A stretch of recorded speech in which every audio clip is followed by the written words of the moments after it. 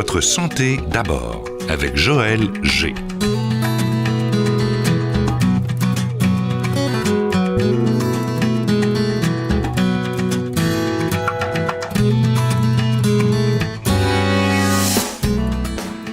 Bienvenue à l'émission spéciale été, côté santé, côté festin.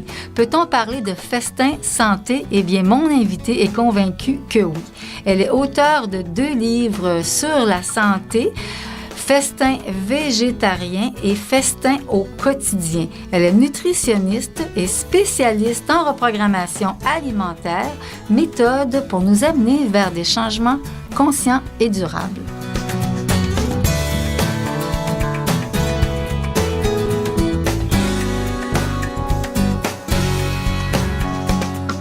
Pour nous aider à passer un bel été en santé et en festin, Danielle Lamontagne, bienvenue à l'émission. Bonjour.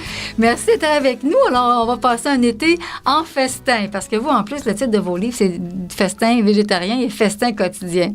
Donc, vous êtes convaincu qu'on peut manger santé et festin. Absolument. Je trouve que manger, ça devrait toujours être un acte agréable et festif.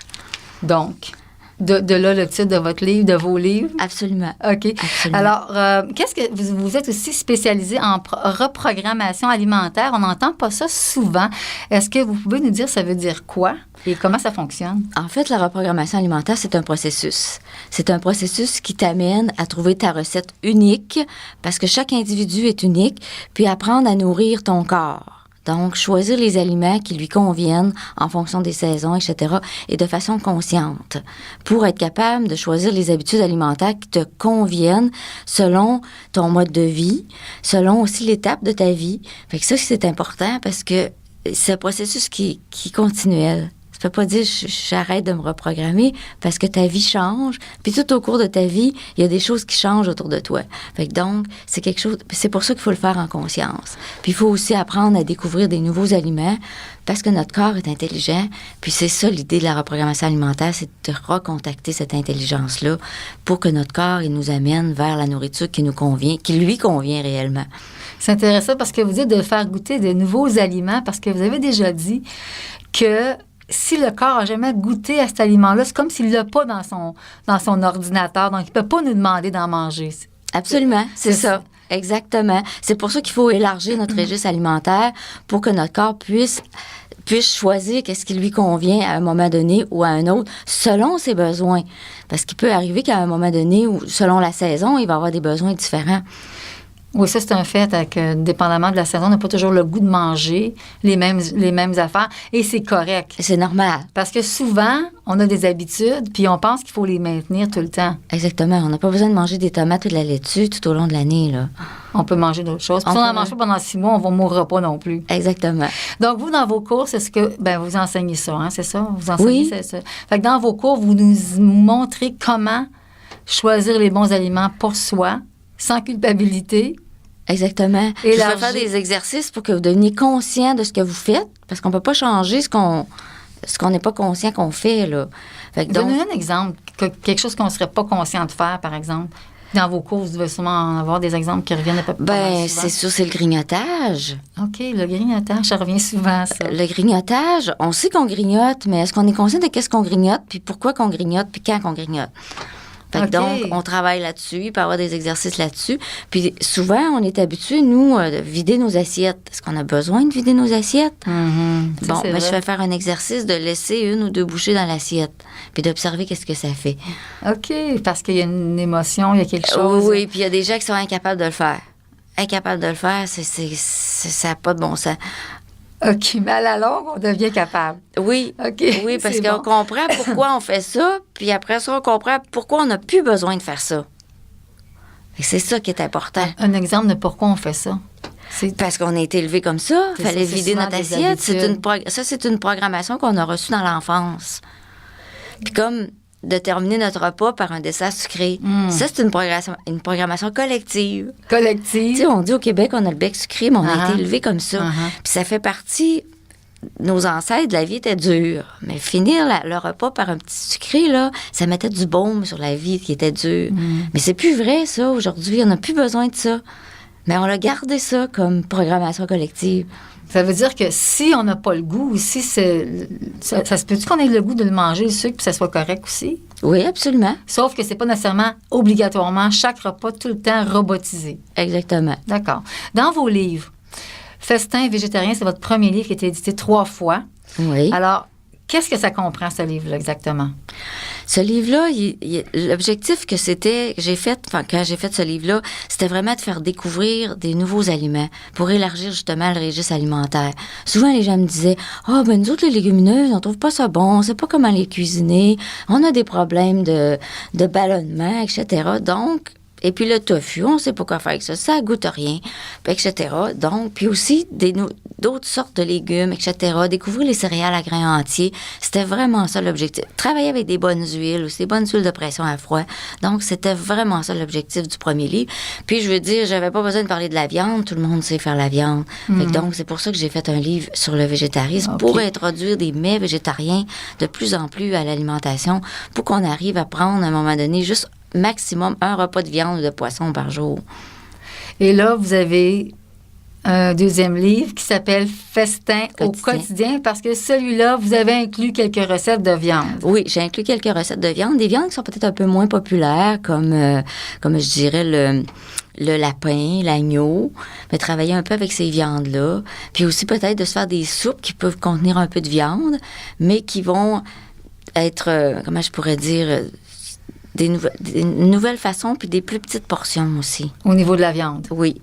Parce que dans votre livre, vous parlez de l'importance de manger des choses locales, des aliments locaux, la fraîcheur. Est-ce que vous parlez seulement de fruits et de légumes à ce moment-là, ou ça rentre là-dedans aussi, les petites viandes et les choses comme ça? Bien sûr. Je sais pas, on élève une quantité de lapins au Québec qui est phénoménale, puis souvent au marché, on a de la misère à le trouver. Ça reste aussi une viande qui est assez dispendieuse, mais quand même, c'est intéressant de changer parce que les animaux qui sont plus petits, au niveau de la chaîne alimentaire, je dirais qu'ils sont moins contaminés. Ah, c'est intéressant à savoir. Puis ils vivent moins longtemps aussi. Donc, tout ça fait que c'est une viande un peu plus saine. Et dans votre livre Festin au quotidien, qu'est-ce que vous amenez de différent avec le premier livre? Festin aux végétariens.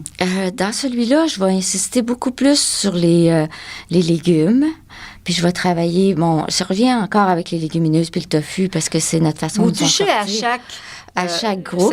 Chaque groupe alimentaire, quand oui. même. Puis en même temps, je vais surtout parler du déjeuner. Ça, c'est vraiment notre parent pauvre, le déjeuner, là. C'est vraiment le repas le plus monotone. On mange tout le temps la même chose. On dirait qu'on est sur le radar. On fait tout le temps la même affaire. Et puis aussi, il y a différentes études dernièrement qui nous disent qu'il faut répartir nos protéines tout au long de la journée. Puis souvent, le déjeuner, c'est à moins qu'on mange des œufs, là, régulièrement au déjeuner, c'est un régime pauvre en protéines. On ne contient pas beaucoup de protéines, peut-être 7, 8, 10 grammes au max, alors qu'il faudrait tendre entre 15 et 20 grammes. Donc, dans ce livre-là, j'ai fait des déjeuners à 15 grammes de protéines.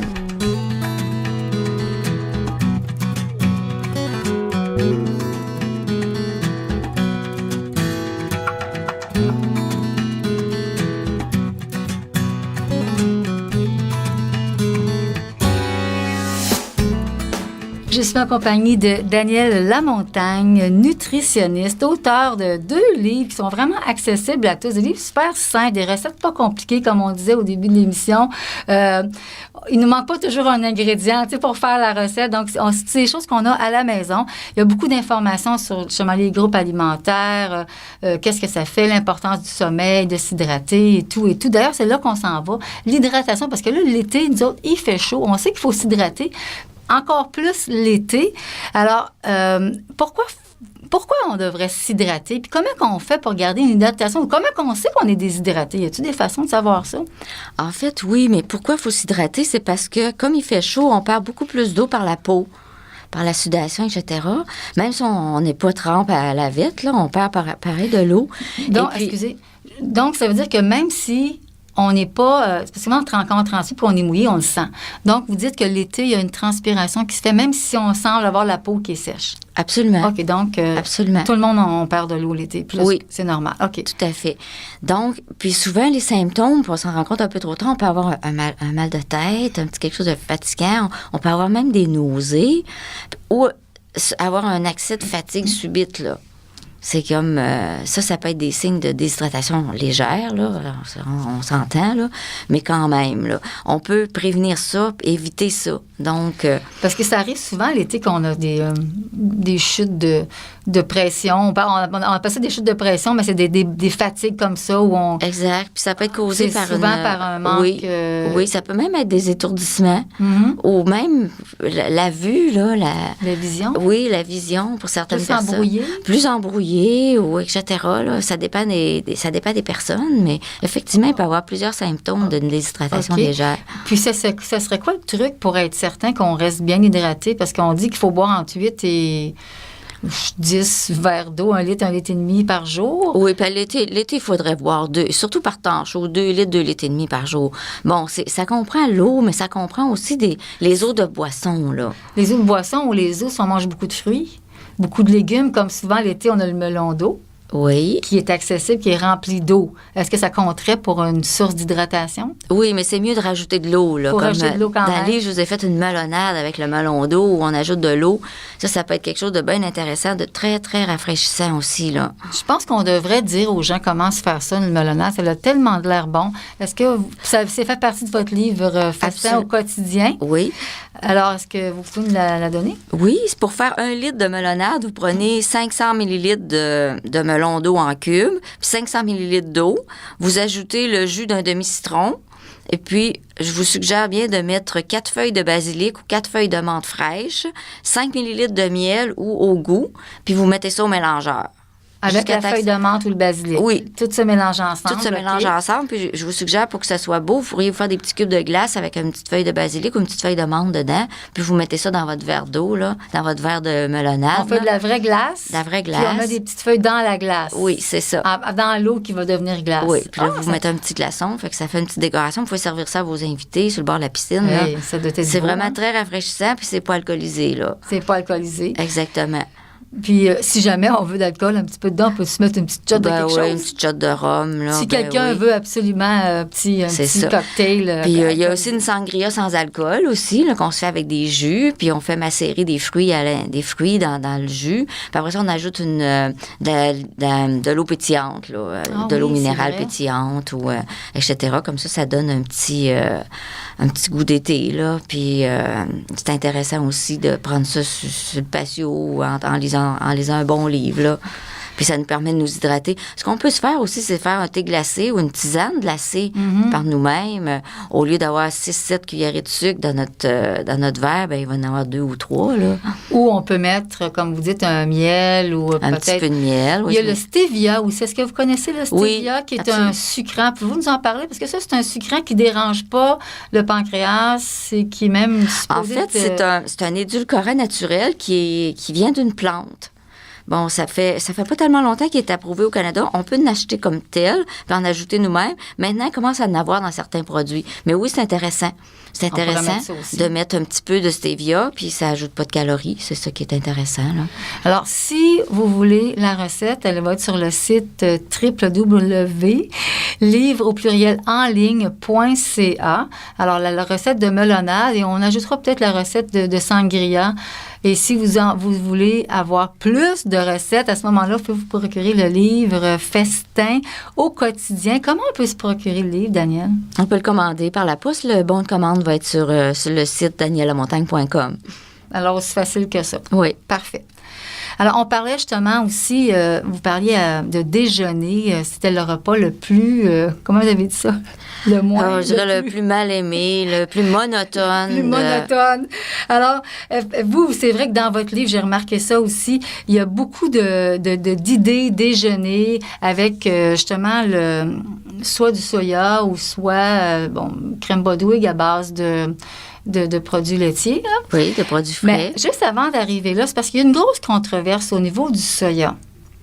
Je me demandais, vous, votre opinion là-dessus. Il y en a qui disent, faut pas manger du tofu, faut pas manger du soya, c'est pas bon pour la thyroïde, c'est pas bon pour les hormones, le cancer, etc. Qu'est-ce que vous pensez? Il y a quelques années, on disait le contraire. Exactement. Donc, est-ce que c'est une mode ou est-ce que c'est juste des... Qu'est-ce que vous en pensez? Écoutez, on n'est pas des grands consommateurs de soya, là. Je pense que quand on a mangé 2-3 portions de soya par semaine, c'est tout ce qu'on a mangé. Puis je pense que si on n'a pas de problème de cancer de sein dans notre famille, on n'a pas besoin de se préoccuper de ça. Mm-hmm.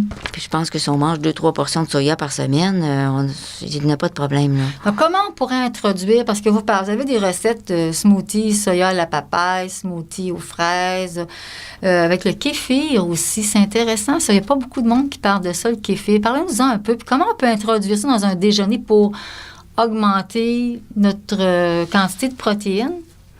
Le kéfir, ça remplace le yogourt. C'est une autre forme de lait fermenté. Puis maintenant, il y en a sur le marché, là, des bonnes sauces. Il y en a du bio, puis il y en a vraiment des choses intéressantes. Puis on le trouve à l'épicerie, là. Mm-hmm. Bon, il y en a qui est plus liquide, puis il y en a qui est plus comme... Il y en a un qui est comme pétillant un peu, hein? Puis oui, c'est pétillant. C'est parce que ces bactéries-là, ils font un petit peu d'alcool. OK. Pas beaucoup, là. OK. Mais c'est ça qui donne le pétillant, là, un petit peu de piquant sur la langue, là. Par contre, vous mélangez ça avec un jus, mettons, moitié-moitié, ça vous fait une espèce de yop nature, là, naturel. Puis c'est très intéressant à boire, là. On pourrait prendre le jus de notre choix, un jus frais ou on peut encore, avec des fruits, le passer au mélangeur avec des fruits. Puis c'est quelque chose qui se boit bien. Ça fait un genre de smoothie aussi. Effectivement, ça fait comme léger avec l'effervescence Absolument. du kéfir. Alors ça augmenterait notre protéine du matin. Pourquoi il faut prendre des protéines le matin, même l'été? C'est parce qu'il faut répartir nos protéines. Parce que les protéines, c'est notre matériel de construction et de réparation. Notre corps, il se répare toute la journée, là, pas juste le soir puis pas juste le midi. Fait que donc, il faut lui apporter un apport de matériaux régulier. Fait que donc, les protéines devraient être présentes chaque jour. Puis c'est encore plus vrai pour les gens qui sont en convalescence. OK. Parce qu'eux autres, c'est encore... je dirais que l'usine de réparation est encore plus active, qui ont vraiment besoin de matériaux, de bons matériaux à tous les repas. Quelle autre source de protéines qu'est-ce qui existe comme source de protéines? Bon, bien, on parle ailleurs. Pas juste pour déjeuner, là, partout. Parce que les gens, ils sont mêlés toutes tes protéines animales, toutes tes viandes, tes produits laitiers. Ça, c'est tes produits laitiers qui comprennent le lait, le fromage, le yogourt, etc. Puis ensuite, tu as toutes tes protéines végétales, qui sont les noix, qui sont les graines aussi, les graines de citrouille. Les noix, les graines, de toute la famille des noix et des graines. Ensuite, vous avez toute la famille des légumineuses, toutes les légumineuses, que ce soit les pois chiches, les haricots rouges, les fèves à duki, toutes les sortes de pois, etc. Et le tofu fait partie de cette famille-là parce que ça vient du soya, qui est une légumineuse et qui est une légumineuse qui a les protéines complètes. C'est ça, il y a moins de glucides dans la fève de soya que dans les autres légumineuses. Et il y a moins de risques. En fait, oui, il y a moins de glucides, puis il y a plus de gras, plus de glucides, plus de lipides. Fait que donc, elle est plus riche en protéines, puis plus riche en lipides que les autres. Fèves. Et on peut en faire un lait. Et avec ce lait-là, on peut faire le tofu. Et avec le tofu, on peut se faire des déjeuners. Alors, 2-3 petits déjeuners simples qu'on peut se faire avec du tofu. Dites-nous, il y a 2-3 sortes de tofu. Est-ce qu'on prend le tofu soyeux, le tofu dur? Qu'est-ce qu'on fait le matin? On prend les deux? Oh, le tofu soyeux, parce qu'il est plus facile. Au niveau de la texture, surtout si on veut se faire un smoothie, là, moi, j'irai avec le tofu soyeux pour le déjeuner. Fait que c'est intéressant. Alors, on ferait quoi? On mettrait ça à la place d'un yogourt, par exemple, dans un smoothie? Exactement. Alors, on met les fruits qu'on veut. On peut mettre même un petit peu de chou kale. Ah oui. Persil. De la verdure. Là, ça va vous faire un smoothie vert. Ça va être excellent. Vous pouvez mettre l'été, on a beaucoup de chouettes verdures. C'est ça qui est intéressant. Elles sont fraîches, sont bonnes. On a vraiment beaucoup de choses, là. Puis souvent, les petites laitues mélangées là, qu'on a sur le marché là, sont intéressantes. Là. Même dans un smoothie? Oui. Ah, d'accord. Oui.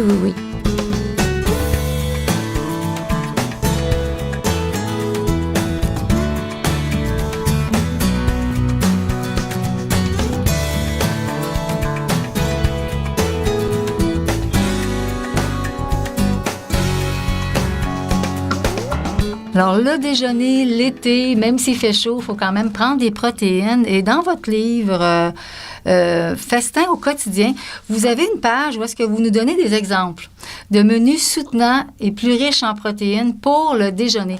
Pouvez-vous nous donner quelques exemples pour aider les gens? Parce que c'est vrai que le déjeuner, c'est comme une petite béquille. On ne sait pas quoi manger. On mange toujours des toasts, du pain, des croissants, plein de féculents. Et je crois, si je me trompe, vous me corrigez, que c'est pas nécessairement l'idéal de manger tous ces féculents-là le matin. Non. Puis de plus en plus, on se rend compte que c'est pas nécessairement bon parce que d'abord, c'est le matin qu'on a notre glycémie la plus basse. Puis là, en donnant des glucides, ça fait remonter la glycémie. Puis pour chez certaines personnes, ça peut avoir un effet plutôt de faire une hyperinsulinémie. Trop de sucre, trop d'insuline. Trop de sucre dans le sang, ce qui fait trop d'insuline. Puis à ce moment-là, c'est comme... Après ça, normalement, c'est tout ce qui monte redescend. Exactement. Donc, on se trouve être comme en hypoglycémie, en fatigue. Et pour certaines personnes, encore faim ou des choses comme ça, ça pourrait faire ça. Ça pourrait faire ça. Et vu qu'on n'a pas de protéines, bien, ça nous soutient moins longtemps. Exactement. On a plus faim. Exactement. Alors, tandis qu'avec quand on a des protéines, au niveau de la satiété, ça va être mieux, là. Parfait. On n'aura pas faim 1 heure après, là. Bon, c'est ça. Parce que c'est vrai que quand on manque de protéines, on a tout le temps faim. C'est vrai qu'il n'y a pas de fond, je sais pas. Ça se digère peut-être trop vite. Je vais vous parler de celui, là, j'appelle pour les matins pressés, là. Mm-hmm. Les matins pressés, là. J'appelle ça un déjeuner dans un verre. Vous pouvez le manger à la maison, mais vous n'avez pas le temps de le manger à la maison. Vous pouvez l'apporter avec vous puis le manger au bureau. Bon, OK. Ou encore le manger. Ou on a leur conduire les enfants c'est ça. Je vous ai donné une couple de recettes là, avec du yogourt, des granolas, des fruits. Là. C'est un déjeuner vraiment complet que tu mets dans un verre puis que tu manges, que tu peux manger plus tard ou sur place. Mais c'est vraiment rapide à faire. Puis même, tu peux le préparer la veille. Ah, OK, ça, c'est intéressant. Tu fais juste le prendre puis tu l'apportes. Quand tu sais que demain matin, tu n'as pas le temps trop. OK. Alors, exactement. On vous écoute. Et puis, on peut se faire des muffins. Un muffin avec un smoothie, mais un muffin maison. Parce que les muffins commerciaux qu'on arrête, là, puis qu'on prenne un comptoir du métro, là, souvent, ils sont bourrés de sucre puis ils sont bourrés de mauvais gras. Fait qu'ils sont pas idéaux. Souvent, ils sont trop gros. Fait que, tandis que si on se fait nos muffins, puis ça se congèle bien, là. Fait qu'on peut partir avec notre muffin qu'on sort du congélateur sans l'oublier, puis on part avec le muffin puis le smoothie, puis on peut prendre ça en s'en allant, là. Smoothie avec du tofu soyeux dedans pour avoir plus de protéines. Ou du yogourt. Ou encore des graines de lin moulu. Des graines de chia aussi qu'on peut mettre dans notre pas pour les protéines, là. Ben absolument. Oui. Absolument. Okay. Il y a des protéines là-dedans aussi, là. Okay. C'est des graines. OK. Il y a des bons gras en plus.